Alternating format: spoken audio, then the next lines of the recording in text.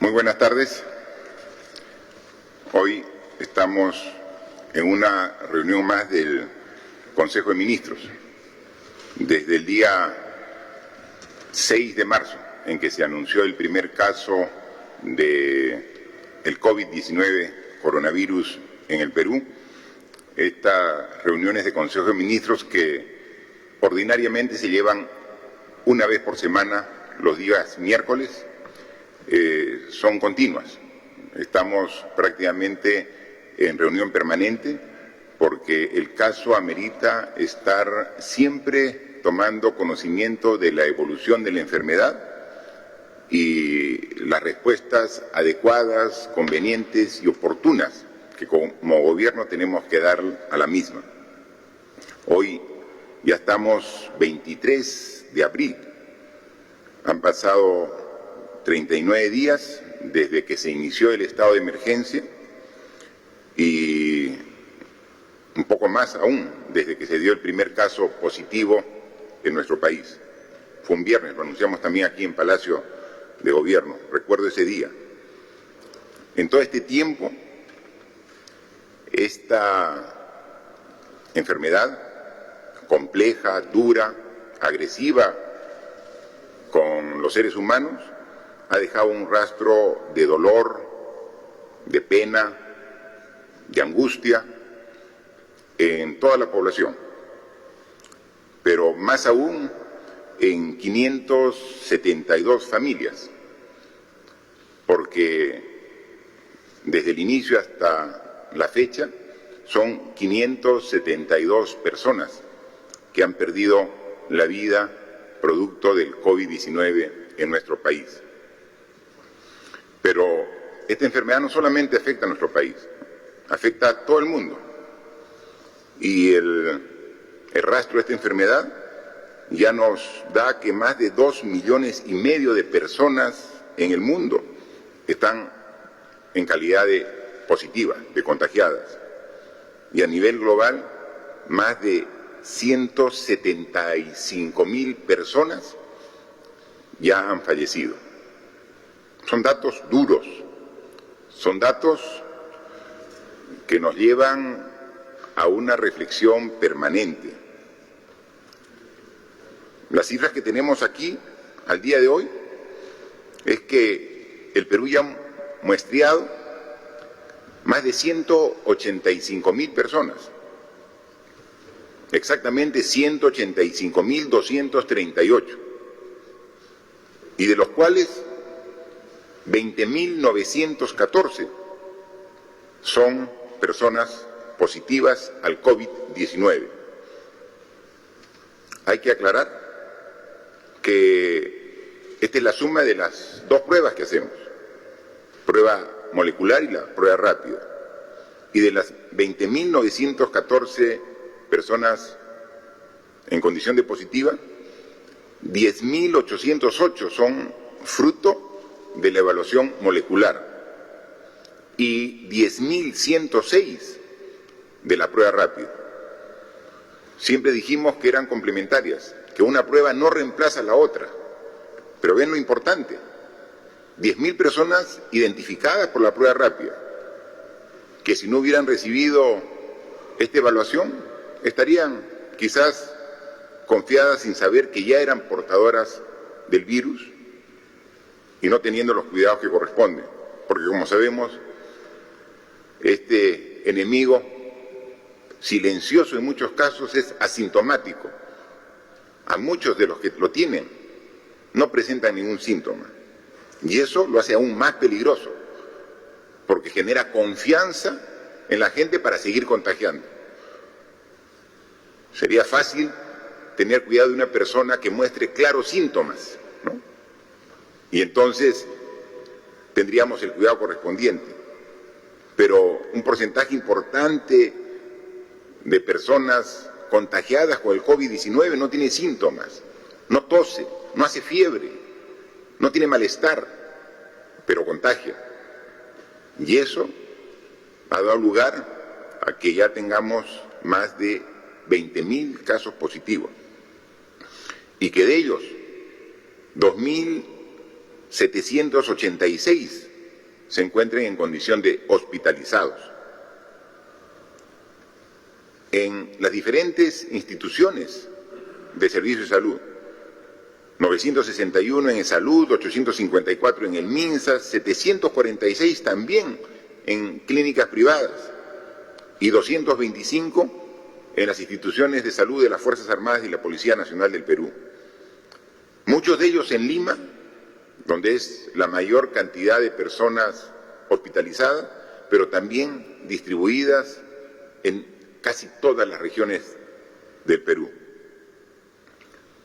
Y de ellos tenemos que hasta la información actualizada, 572 personas han fallecido.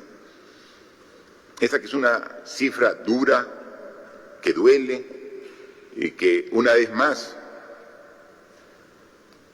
damos las condolencias a los familiares de estas personas que han fallecido como consecuencia de este virus, pero también nos permite ver que la letalidad en nuestro país es del 2.74%. Es decir, del total de casos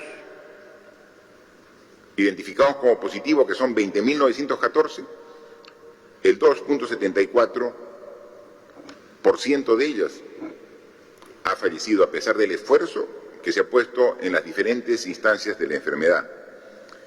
Y como dimos los datos a nivel mundial, con más de 2,5 millones de personas positivas y 175.000 en condición de fallecida a nivel mundial, vemos que el porcentaje de letalidad es del doble en el mundo que en el Perú, lo que muestra que estamos poniendo todo nuestro esfuerzo a pesar de lo duro de esta situación. Pero la curva sigue en su ascenso. No hemos llegado aún a la cumbre de esta curva en ascenso. Y entonces, de manera responsable, después de escuchar los informes y recomendaciones de los entes técnicos, después de conversar también aquí con todos los miembros del Consejo de Ministros, y siendo consciente de que esta enfermedad nos obliga a no bajar la guardia, también nos obliga a tomar decisiones siempre pensando en el bien del país. Y lo más importante del país es su gente, es la salud de los peruanos y peruanas, es la vida de su población. En consecuencia, la recomendación que una vez más acogemos pensando en lo mejor de los peruanos es extender el estado de emergencia por 2 semanas más. El estado de emergencia que iba a ser hasta este domingo se extiende hasta el domingo 12 de mayo inclusive. Son los esfuerzos, los sacrificios que tenemos que hacer todos para vencer esta enfermedad. Y solamente hay que tener en cuenta que las fechas que estamos dando para la culminación del estado de emergencia es para comenzar a reactivar y a reiniciar gradualmente las actividades que desarrollábamos antes del estado de emergencia. Pero ratifico una vez más, esta enfermedad nos obliga a cambiar nuestro estilo de vida, nuestras costumbres, nuestros hábitos. No es que la extensión del estado de emergencia solamente obliga a tener el cuidado en este periodo. Es algo que debemos tener muy claro todos los peruanos, que las reglas básicas, que son 3 las que hemos dado para evitar el contagio, tienen que respetarse por todos, inclusive mucho después que se levante el estado de emergencia. la higiene, el lavado de manos, el uso de la mascarilla cada vez que salgamos de nuestra vivienda y el distanciamiento de por lo menos 1 metro entre persona y persona cuando estamos en la calle, en el mercado, en la farmacia, en la tienda, en el banco. 1 metro de distancia. Eso debe ser ya una práctica habitual, permanente. Y como lo hemos dicho, por lo menos hasta que a principios del próximo año tengamos la vacuna que científicos de todo el mundo, con todo el esfuerzo, están elaborando. Es fundamental ello, es necesario. Mantengamos ese tipo de actitudes ahora, mañana y en los próximos meses para poder seguir combatiendo de manera adecuada este virus. Yo veía el día de ayer en un medio de comunicación escrito sobre una encuesta que se había hecho a todos los peruanos. Y los peruanos decían, conscientes de la situación actual,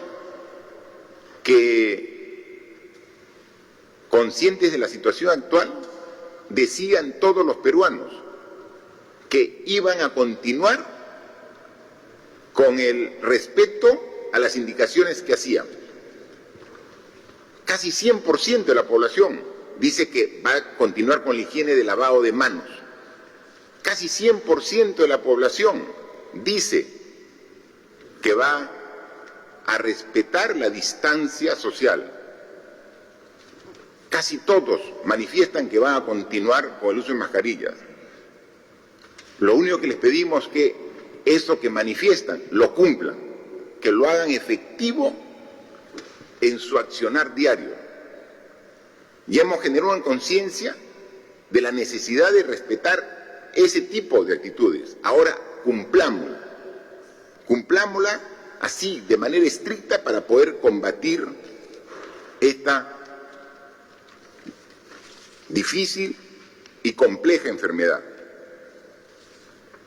Aclaro, la extensión del estado de emergencia es por 2 semanas. Concluye el domingo 10 de mayo. Creo que una confusión de cifras, hablé del 12. Son 2 semanas, concluía este domingo y son 2 semanas concluyendo el domingo 10 de mayo, que precisamente es el Día de la Madre. Y cuánto quisiéramos estar cerca de la Madre ese día tan especial. Y tenemos que hacer también el sacrificio. ¿Cuántas fechas importantes estamos pasando en este estado de emergencia que nos obligan a estar lejos de nuestros seres queridos? Pero también por ellos lo hacemos. Por ellos tenemos que ser responsables y tenemos que hacer un esfuerzo adicional porque estamos en la etapa más difícil de la enfermedad. Pero sin embargo, también, como ha calculado el propio ministro de Salud con su equipo de profesionales, no haber tomado estas medidas que iniciamos hace 39 días hubieran ocasionado una pérdida de vidas muchísimo mayor. Nosotros lamentamos estas 572 personas que han fallecido. Vemos países que tienen sistema de salud muy superior al nuestro, que cuentan por miles y pasan los 10.000 fallecidos en un periodo similar de la enfermedad que venimos sufriendo todos en conjunto. Las proyecciones dicen que no haber tomado este esfuerzo de todos desde un inicio, hace 39 días, podría estar generando que hoy día en el Perú estuviéramos contando por decenas de miles los fallecidos a consecuencia del COVID-19. Entonces, el esfuerzo bien vale la pena, pero tenemos que ratificarlo para poder realmente decir que hemos superado. Para ello, tenemos que contar con algún tipo de acciones. Somos conscientes de que el daño que hace este virus no solamente es en la salud de las personas, también es un daño que hace en su conjunto a toda la sociedad, que limitado de poder salir a realizar las actividades que generen los ingresos correspondientes a las familias peruanas, tienen que ahora pasar por restricciones, por necesidades, que en algo queremos también atender. Por eso es que el día de hoy también hemos conversado aquí en Consejo de Ministros y hemos aprobado un concepto diferente para considerar a una mayor cantidad de hogares en un apoyo económico por efecto de este virus que afecta a todo el Perú. Yo quisiera que vean ustedes en pantalla un cuadro que resume el esfuerzo que estamos haciendo los países de la región, de Sudamérica, los que están haciendo esfuerzo económico para atender a su población. Nosotros, en función del análisis de la canasta básica de alimentos mínima que se requiere, una familia, un hogar, está calculada en 760 soles. Para poder comparar con otros países, la ponemos en una cantidad constante que es en dólares. 760 soles equivalen a 223 dólares.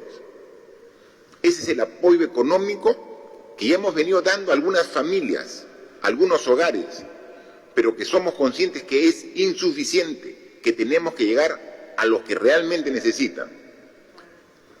En Argentina, por ejemplo, el apoyo económico está por el orden de los 151 dólares, en Brasil 113, en Chile 58, en Colombia 41 dólares. Es decir, de todos los países de la región, quien está haciendo el mayor esfuerzo para atender a la población que requiere ayuda de su gobierno en este momento difícil es el Perú. Pero ¿a cuántas familias debemos comprender para atender a los que requieren realmente?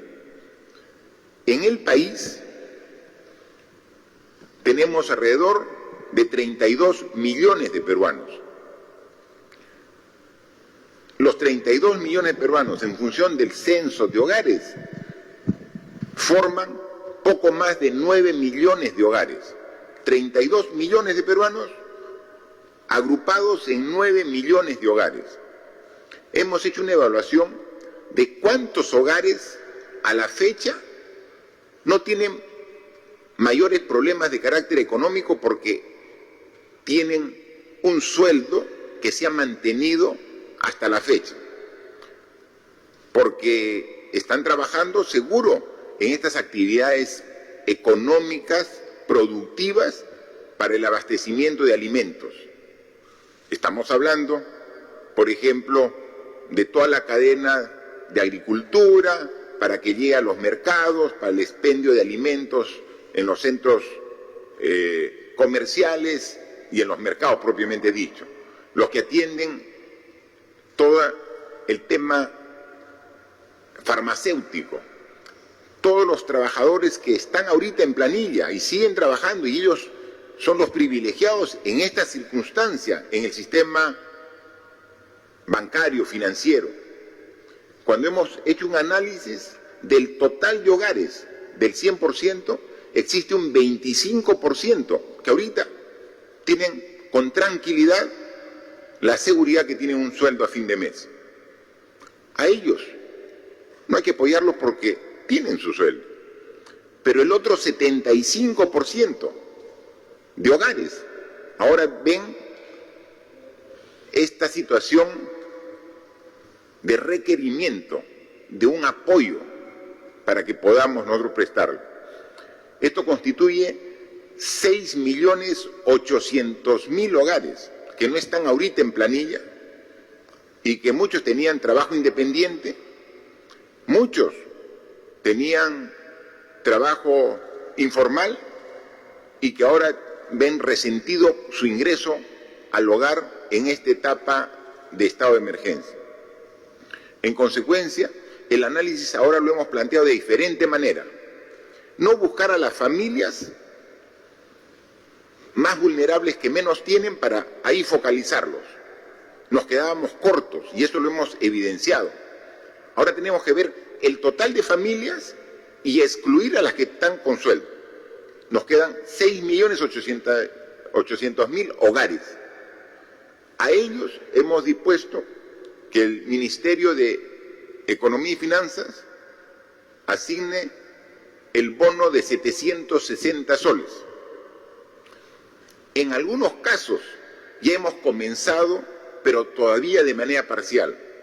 A través del MIDIS hemos dado solo 380 a 2.200.000 familias. Tenemos que completarlo, pero tenemos que hacerlo ya. A través del Ministerio de Trabajo hemos dado un bono de 380 soles, un bono económico, a 525.000 trabajadores independientes. Pero si vemos 2.200.000 y sumamos 500, tenemos 2.700.000, donde un apoyo parcial, 50%. A ellos hay que completarles el 100% y llegar a estos 6.800.000 hogares con los 760, para que todo hogar tenga este respaldo para esta etapa de transición que queremos llegar, para que gradualmente podamos iniciar las actividades económicas de todas las regiones del país. El monto total de este esfuerzo representa más de 5.000 millones de soles. Pero tenemos que hacer ese esfuerzo porque es el momento de atender a las familias que ahora responsablemente tenemos en esta última etapa de respetar la cuarentena para lograr que por fin comience a bajar la cantidad de personas afectadas por el COVID-19. Entonces, una vez más, este esfuerzo es una muestra de lo que dijimos al inicio, que no vamos a escatimar ningún tipo de esfuerzo para atender lo que demande el enfrentar esta terrible enfermedad, que juntos tenemos que hacerlo. Entonces, si ya nos hemos esforzado todo este tiempo, continuemos estas 2 semanas más, pero hagámoslo a conciencia, respetando estos criterios básicos.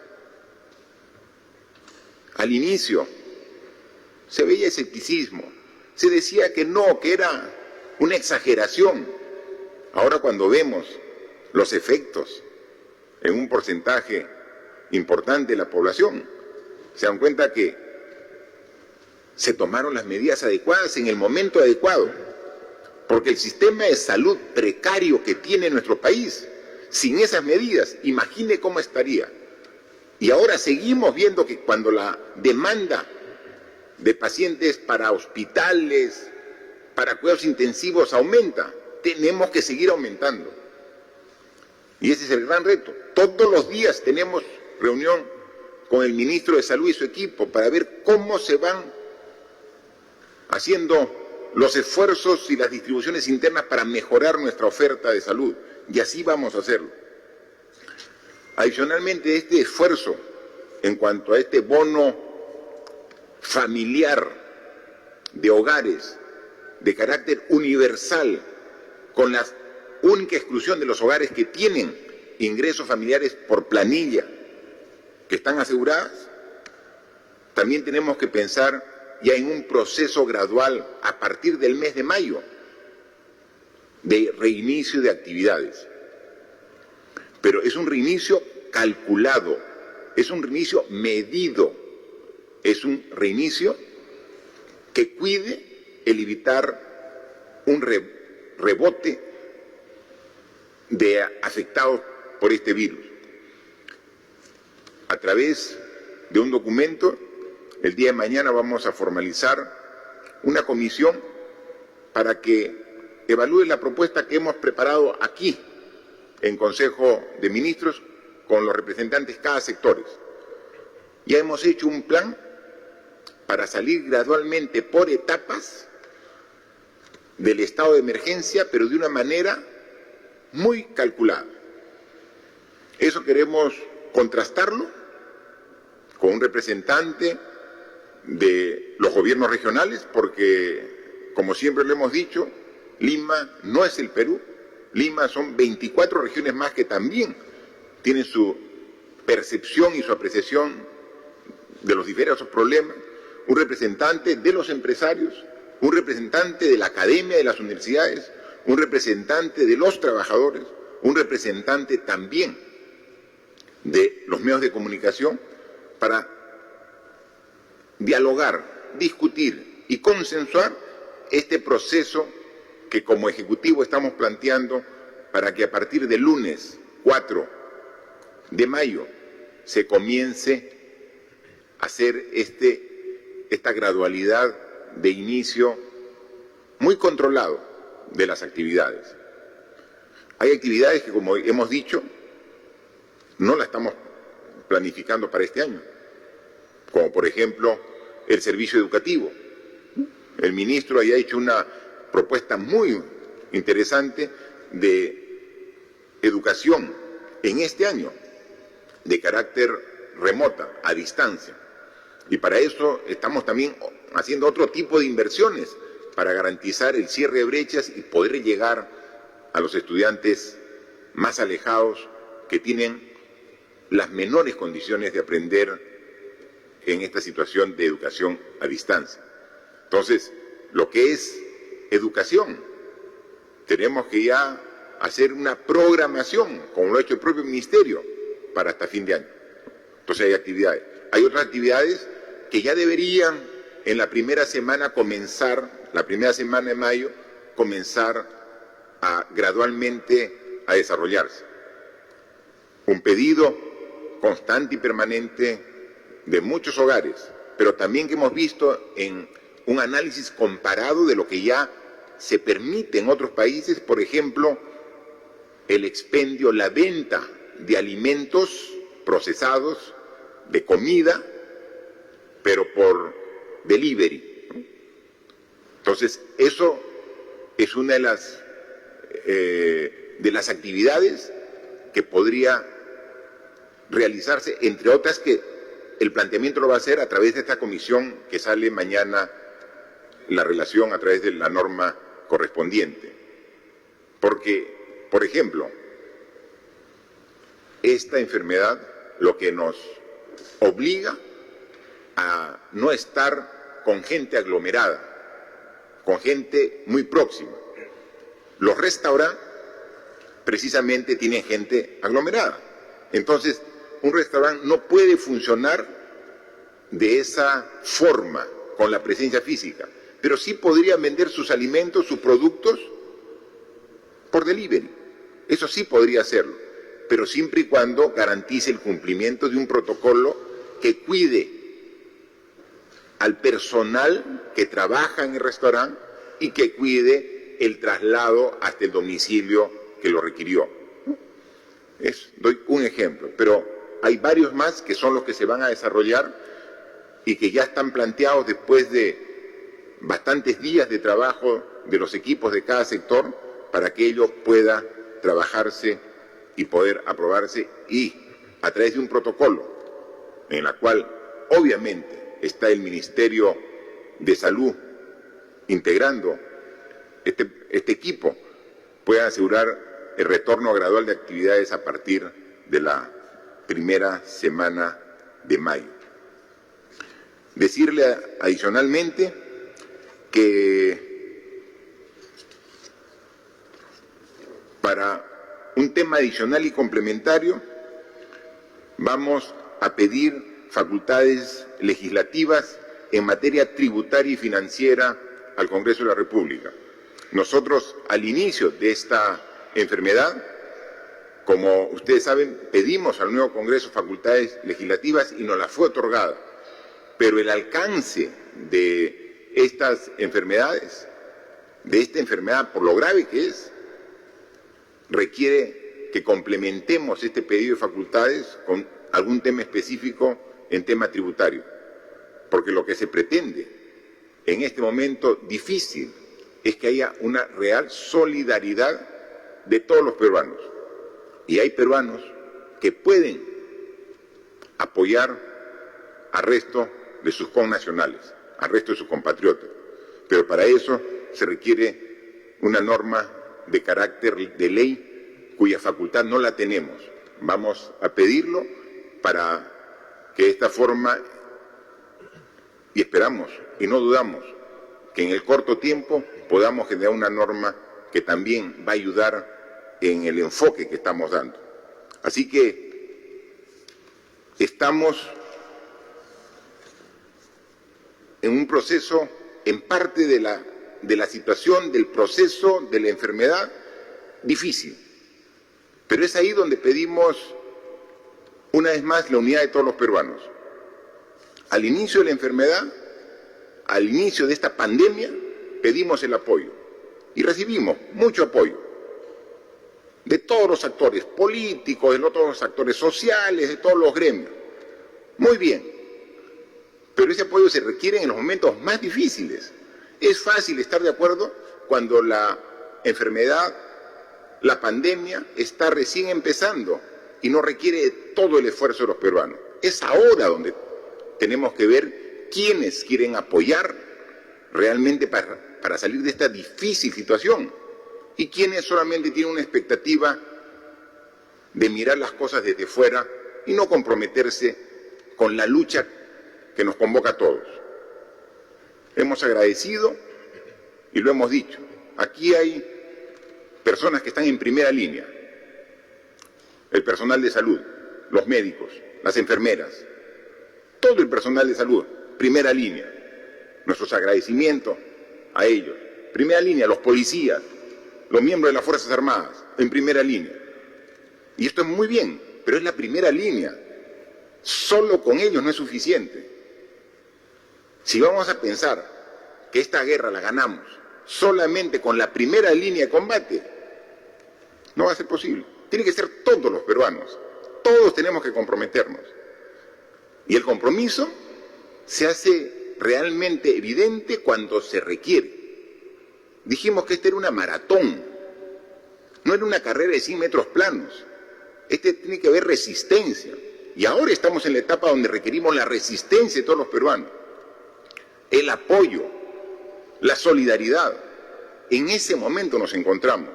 Y es ahí donde nuevamente tiene que salir nuestra fibra más honda, más profunda, de amor a la patria, de amor a la familia, de amor a la sociedad, para preservar el país que todos queremos. Esto va a pasar, y cuando pase vamos a tener las mejores condiciones de nuevamente trabajar por nuestro futuro. Pero es el momento ahora, el momento difícil, donde requerimos la responsabilidad y el compromiso de todos los peruanos. Estoy seguro que vamos a contar con todo su apoyo, como siempre ha sido la característica de los peruanos en los momentos más difíciles.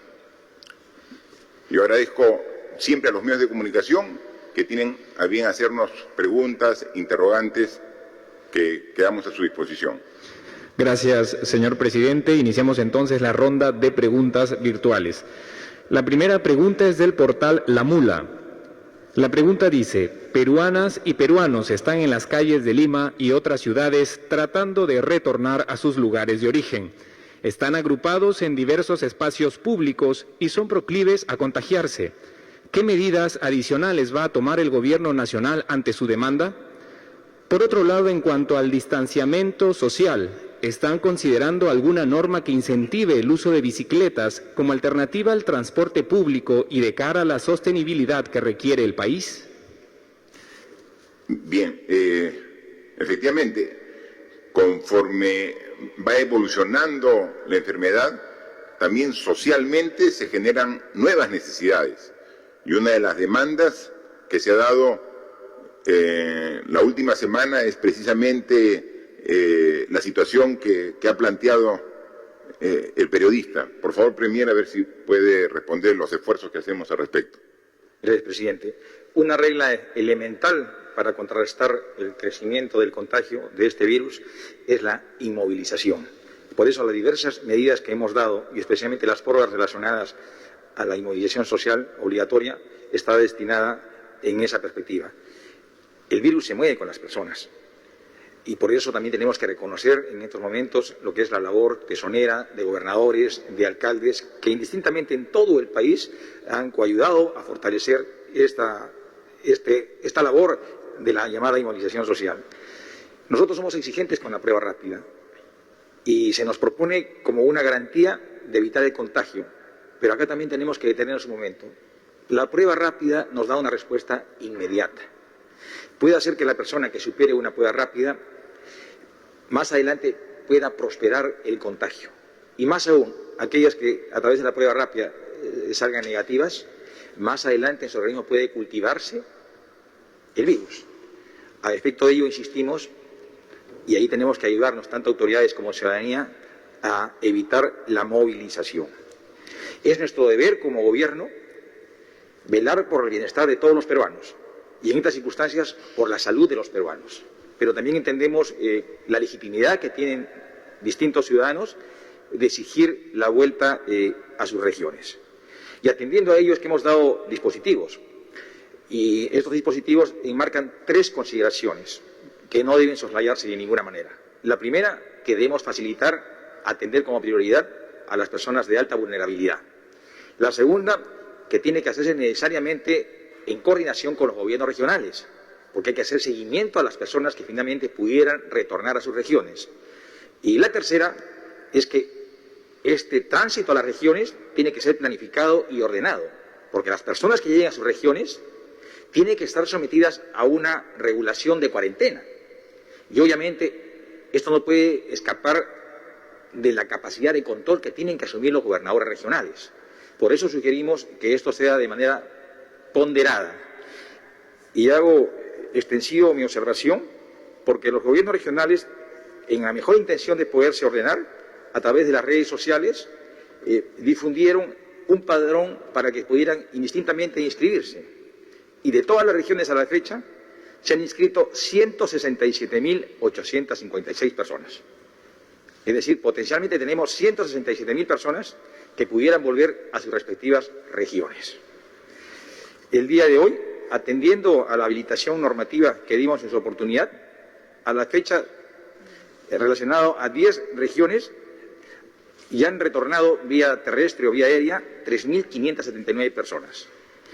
El día de hoy, con precisión, son 1.621 personas que van a retornar por vía terrestre y vía aérea y corresponden a 7 regiones.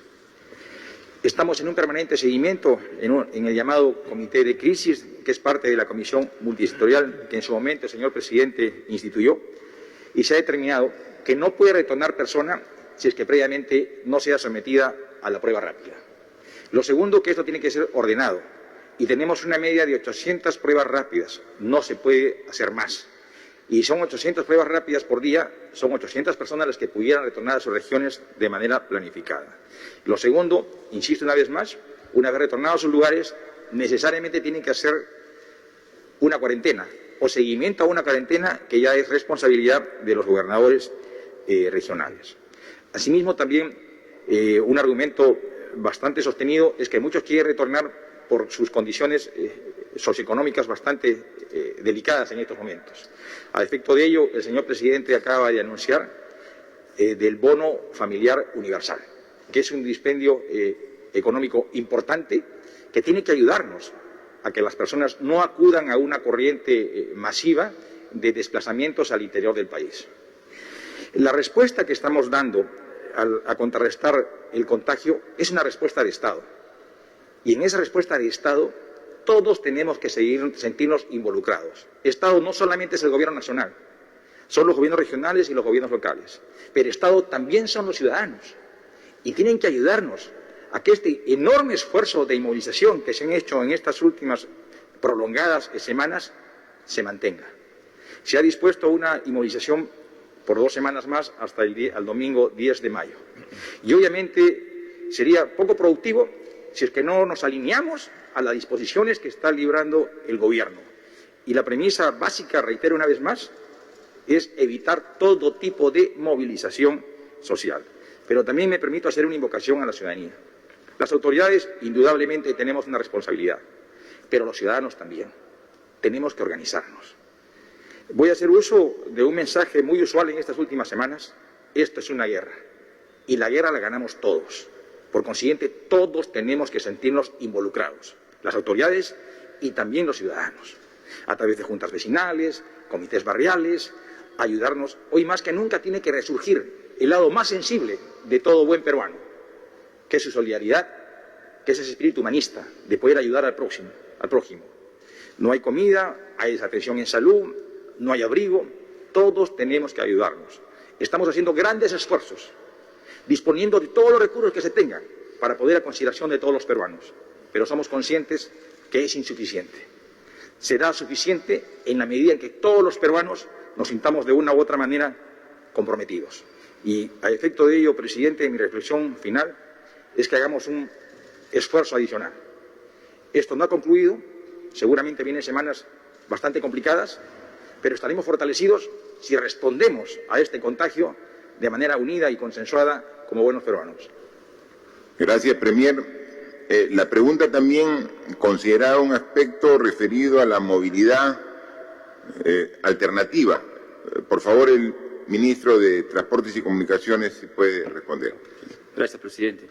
Efectivamente, a través de la Autoridad de Transporte Urbano de Lima y Callao, asimismo como la Dirección de Promovilidad, que tiene la competencia a nivel nacional, han preparado una estrategia de movilidad urbana que permita los cambios de los patrones de movilidad de las personas. En tal sentido, en esta oportunidad permite también fomentar el uso de las bicicletas y sobre todo las bicicletas populares, a efecto de permitir que los sectores de menores ingresos de la ciudad puedan acceder a estas bicicletas populares y se puedan movilizar hacia su centro de trabajo, hacia los hospitales, hacia las escuelas. Entendemos que tenemos que ofrecer como Estado alternativas de desplazamiento a las personas y que permita, en cierta manera, poder no ir utilizando los sistemas de transportes masivos, dado de que vamos a continuar con estas medidas de distanciamiento social, cumpliendo los protocolos de salud.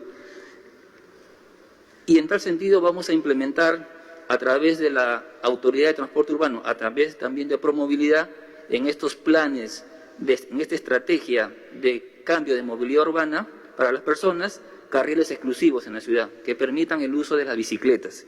Y en tal sentido están trabajando en constituir ejes de desplazamiento que permitan conectar a través de las bicicletas en distancias cortas de menos de 7 kilómetros y permitan movilizar a las personas y conectar los hospitales, las escuelas, los colegios, los centros de abastos, de una manera de un cambio de aptitud, ¿no? Un cambio del concepto de movilidad urbana en la ciudad y también en las regiones que serán replicados posteriormente a través de este organismo del Ministerio de Transporte que es de Promovilidad y de así ir obviamente generando un cambio de cómo la ciudad se va a movilizar en las ciudades intermedias, en la capital, usando estos sistemas de las bicicletas, usando estos carriles exclusivos y cumplir de esta manera las indicaciones del Ministerio de Salud, ¿no? Gracias. Muchas gracias. La siguiente pregunta es de Latina.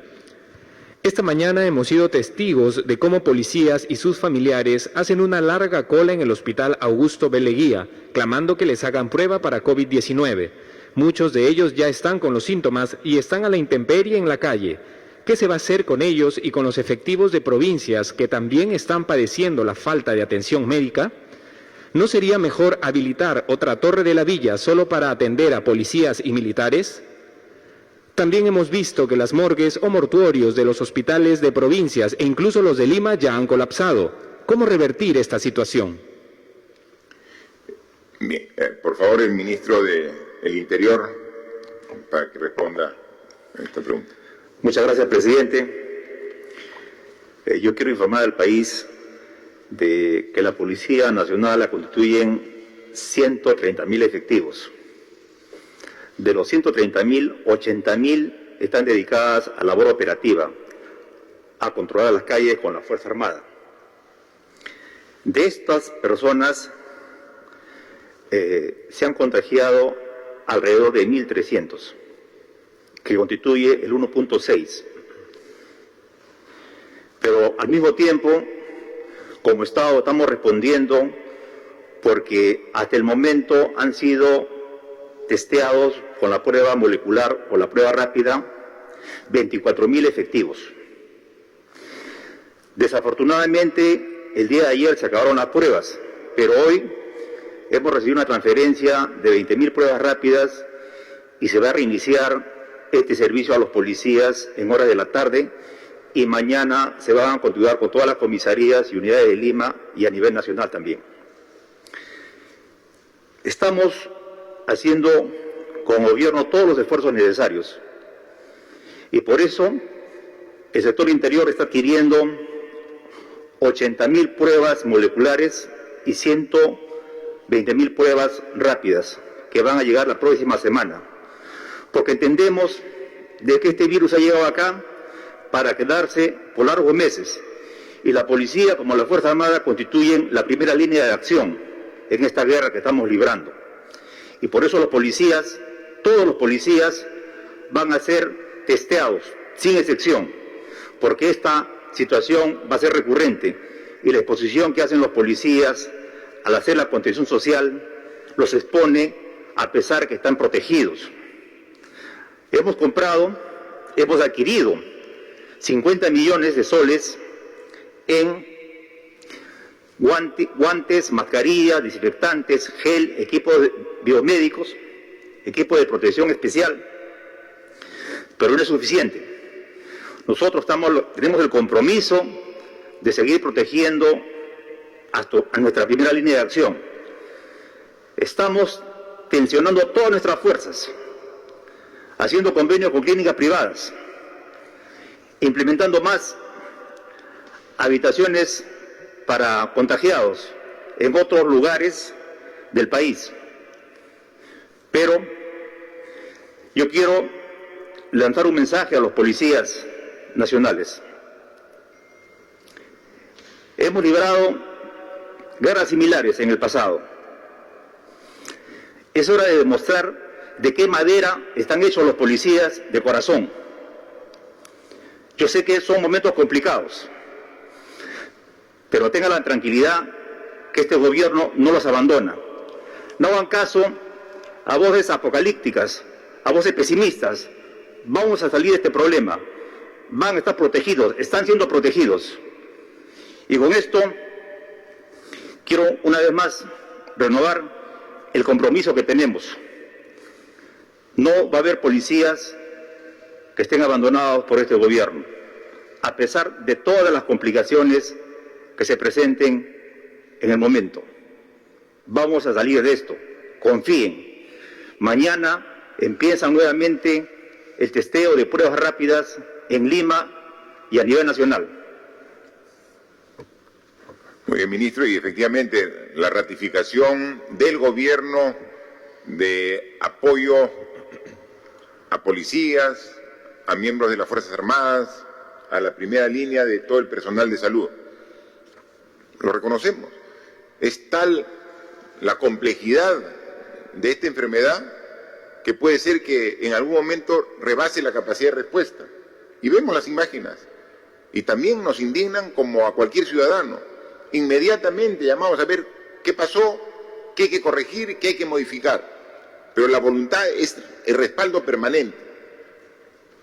La posición del gobierno es atender no solamente las necesidades de la población, sino principalmente de los que atienden a la población. Y entonces, claro, hay una también propuesta en la consulta.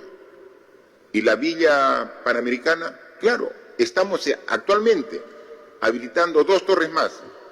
Ya hay policías incluso que han ido para que cuando son dados positivos, así no tengan un síntoma complicado de su enfermedad, puedan estar bajo protección de personal de salud. Estamos en plena habilitación de 2 torres más, que en los próximos días estará habilitado, y obviamente es para la población en general, pero también a la población de primera línea, como son estos casos, los policías que están ahí poniendo la cara en esta guerra tan compleja que estamos enfrentando, no solamente los peruanos, sino la humanidad en su conjunto. La siguiente pregunta es del diario El Comercio. Sobre las camas UCI, médicos incentivistas señalan que ya no hay camas para atender a más casos COVID en Lima Metropolitana. Por ejemplo, esta semana murió un señor que esperó 2 semanas por una de estas en un hospital de Villa El Salvador. ¿Nos pueden señalar si efectivamente ya no hay camas UCI para COVID en Lima Metropolitana? En todo caso, ¿dónde se implementarán las que se ofrecieron? 13.000 peruanos continúan varados en el extranjero y a varios les han dicho que se han suspendido los vuelos de repatriación. ¿Es así? Y de no serlo, ¿cuándo podremos conocer el cronograma de repatriación que anunciaron a fines de marzo? Bien, son 2 preguntas. La primera para el ministro de Salud y la segunda para el ministro de Relaciones Exteriores. Gracias, presidente. Muy buenas tardes. Como se ha informado, el Ministerio de Salud, conjuntamente con los otros servicios de salud del país, de salud de las Fuerzas Armadas, las Fuerzas Policiales y con la participación del sector privado, ha construido por primera vez una plataforma única de información acerca de las capacidades instaladas con las cuales contamos. Es por esta plataforma que actualmente incluye 212 hospitales públicos y clínicas privadas, que podemos tener la cifra completa, que se actualiza casi todos los días, de cuántas unidades de cuidados intensivos o camas de unidad de cuidados intensivos y camas de hospitalización tenemos disponibles en el país.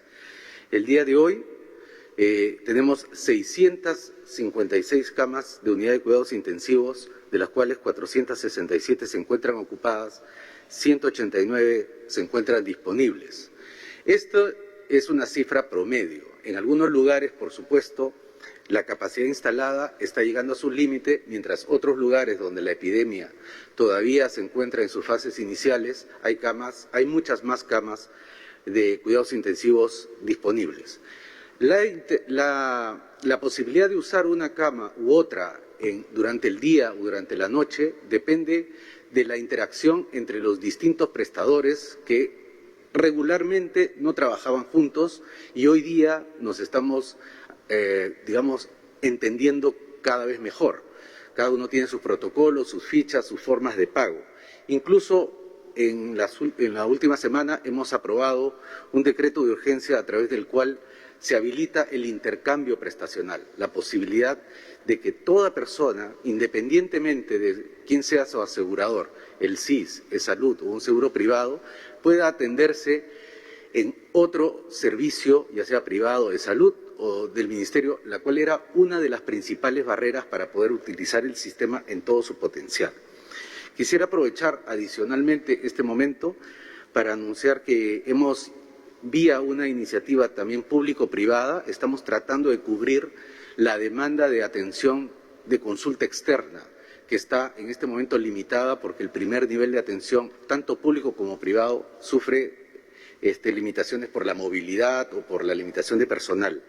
Desde el 13 de abril, la plataforma 113 del Ministerio de Salud ha realizado 4.500 atenciones vía la teleconsulta, y eso está disponible a través del número 113. A su vez, el día de ayer, debido a la gran demanda que estamos teniendo en todo el país, hemos declarado la alerta roja en todos los establecimientos de salud para poder movilizar a los recursos humanos, que es el principal recurso para poder ofertar el servicio.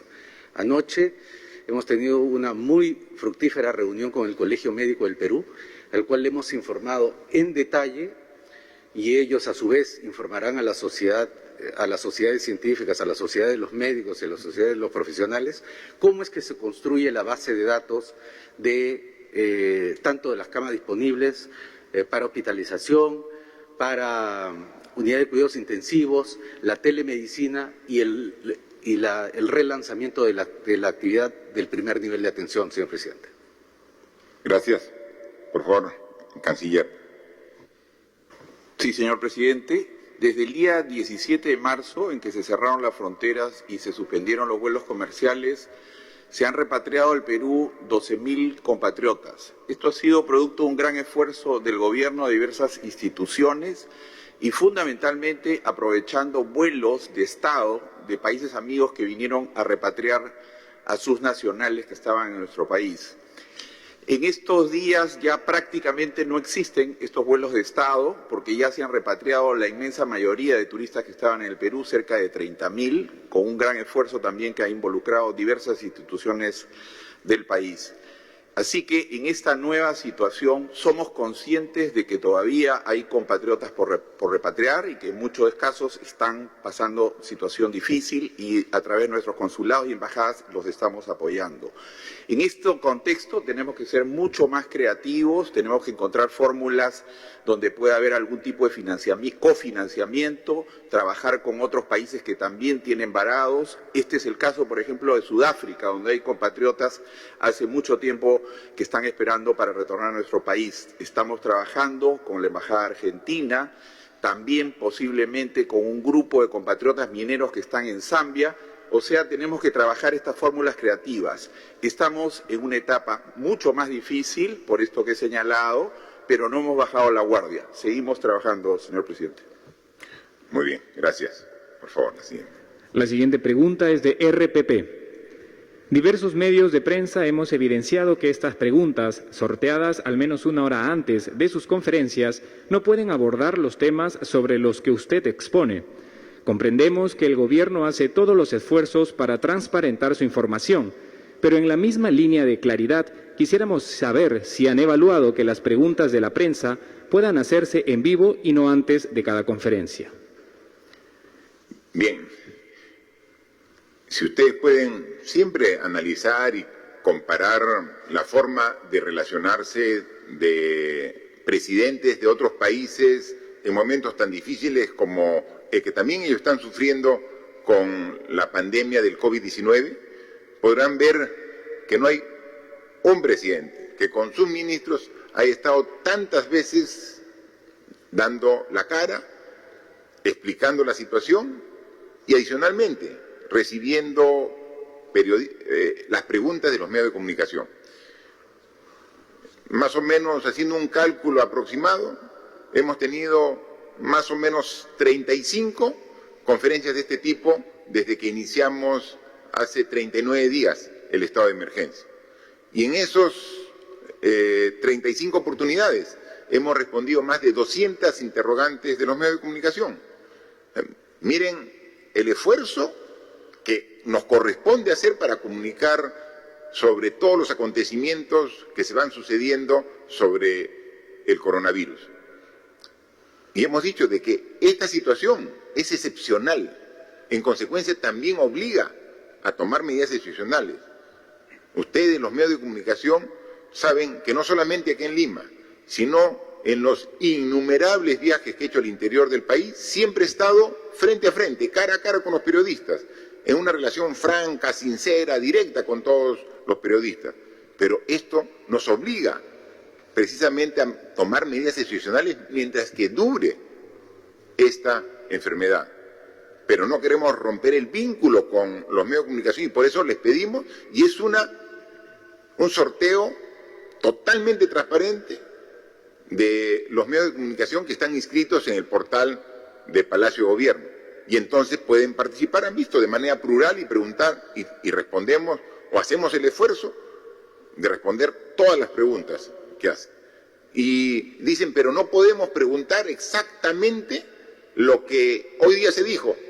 Pregunten mañana. O sea, si hacemos muy frecuentes este tipo de conferencias de prensa. Entonces, lo que quedó pendiente porque fue un anuncio el día de hoy, lo pueden preguntar al día siguiente. O si no, este tipo de presentación es complementada con entrevistas que tienen los ministros permanentemente en los diversos medios de comunicación.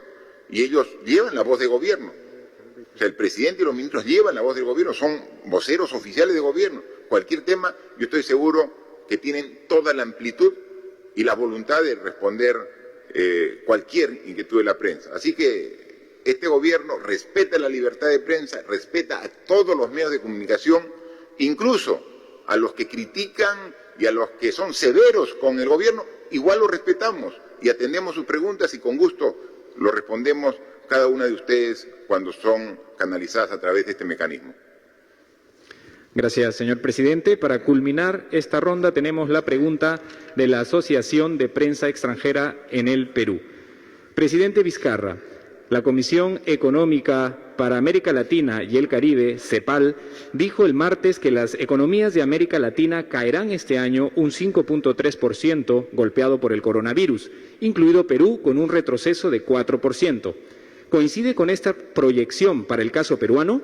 En todo caso, ¿cuándo comenzaría a recuperarse el país o cómo ve la economía peruana en el 2021? Debido a la crisis por la pandemia, el gobierno considera, como han sugerido algunos políticos peruanos, implementar un impuesto solidario a los más ricos del país, donde según la revista Forbes, 6 grupos económicos acumulan casi 12.000 millones de dólares. Esto es poco menos de la mitad de todo el dinero del estímulo económico que está ejecutando Perú para combatir los efectos del coronavirus. Muchas gracias por la interrogante. Están directamente dirigidas a la ministra de Economía y Finanzas. Gracias, presidente. Todas las instituciones que han proyectado cifras de crecimiento reconocen que hay mucha incertidumbre. Lo que podría hacer que difieran estas proyecciones tiene que ver con el impacto del paquete fiscal que hemos diseñado, que como hemos dicho varias veces es un paquete muy audaz. De hecho, ya se ha difundido en varios medios de comunicación que la primera subasta que ha realizado el Banco Central para reactivar Perú ha sido muy exitosa, con las tasas de interés real de los préstamos serán cercanas a cero. Nosotros, como lo ha anunciado el presidente, estamos ya trabajando en un programa de reapertura gradual de la economía. Nos tenemos que acostumbrar a una nueva normalidad, donde va a ser importante que la economía vaya reanudándose de manera controlada, siguiendo una serie de protocolos y estándares sanitarios. Nosotros esperamos que la recuperación económica se inicie a partir del tercer y cuarto trimestre del año. Nosotros como gobierno nos hemos propuesto retornar al crecimiento potencial y vamos a dar todo nuestro esfuerzo en ese objetivo. Respecto a la pregunta tributaria, la historia de los impuestos demuestra que los impuestos son una medida idónea y eficaz en tiempos de crisis. En el marco de las facultades que ha anunciado el presidente, estamos evaluando medidas, pero como gobierno somos muy responsables con todo lo que plantearemos, siguiendo estándares internacionales, siguiendo además los parámetros de razonabilidad constitucional de los impuestos, todas las medidas inspiradas en el principio de solidaridad al que se refirió el presidente Vizcarra. Muchas gracias. Sí, para eso estamos ya trabajando el pedido de facultades legislativas al Congreso de la República e inmediatamente simultáneamente vamos a estar preparando el decreto legislativo porque no hay tiempo que perder. Tenemos que actuar en todos los aspectos de manera simultánea y este es un aspecto que no debemos dejarlo de lado. Es sumamente importante demostrar la solidaridad de los que más tienen con los que menos tienen. Lo estamos haciendo como gobierno, lo estamos haciendo un gran esfuerzo. Más de 5.000 millones aquí en este bono familiar universal. Sabemos que lo más difícil de este bono es la operatividad del mismo, porque está la decisión tomada, está el presupuesto asignado, están las familias, hogares determinados. El problema es cómo físicamente le hacemos la transferencia, cuando más de la mitad de estos hogares no tiene ninguna cuenta, ninguna tarjeta bancaria, o sea, no tiene relación con ninguna entidad bancaria. Sería fácil agarrar y tener un listado de cuentas y simplemente una transferencia directamente a cada una de estas cuentas. No, aquí tiene que ser una transferencia mucho más manual donde tiene que ir a recoger en muchos de los casos. Entonces, la decisión está tomada. Hay la voluntad y porque tenemos conciencia que si no apoyamos a las familias que realmente requieren este momento difícil, estamos dejando en alto nivel de vulnerabilidad. Entonces, tenemos que apoyarla. Y vamos a ver todo el esfuerzo para ver el mecanismo más ágil para que en el transcurso de las próximas semanas podamos llegar. El esfuerzo que ya lo empezamos con algún tipo de bono, que es de más de 5.000 millones, solamente hemos avanzado 1.000. Y eso tenemos que ser pues autocríticos, decir, debemos ser más rápido. La gente, cuando tiene hambre, el hambre no espera. Y hay veces, tu propio hambre te lo puedes aguantar, pero no el de tu hijo. Y entonces ahí tenemos ahí el dinero, tenemos el presupuesto, tenemos que llegar más rápido a las familias. La burocracia, los enormes problemas al interior de la propia administración pública a veces demoran más de lo que debiera. Ya está definido, ya está aprobado, ahora hay que operativizar. Y entonces, reconociendo que los procedimientos son lentos y que tenemos que mejorarlos y corregir, como hay que corregir muchas cosas más. Día a día vemos errores en nuestro accionar, porque claro, cuando las cosas están tranquilas, cuando están dentro de la normalidad, cometes errores, pero casi hay veces hasta pasan desapercibidos. Pero cuando llegas a situaciones extremas como la que estamos llegando aquí y en todas partes del mundo, es ahí donde se evidencian más tus debilidades. Pero esa debilidad o te hace correr o escapar o te hace parar fuerte y enfrentarla. Eso tenemos que hacer los peruanos. Vemos día a día las debilidades que salen a la luz de un sistema administrativo desfasado que necesita modernizarse y que necesita ser mucho más práctico. En el camino, en el proceso lo estamos corrigiendo, pero atendiendo las necesidades. Entonces, entre más problemas tengamos, tenemos que ser más creativos para encontrar solución a los problemas. Pero adicionalmente, además de creativos, tenemos que poner más fuerza para enfrentar a los problemas que se ponen más difíciles. Vamos a llegar con este bono. Es difícil la operatividad. Hemos aprendido en estos bonos que se han demorado y hemos ido entregando.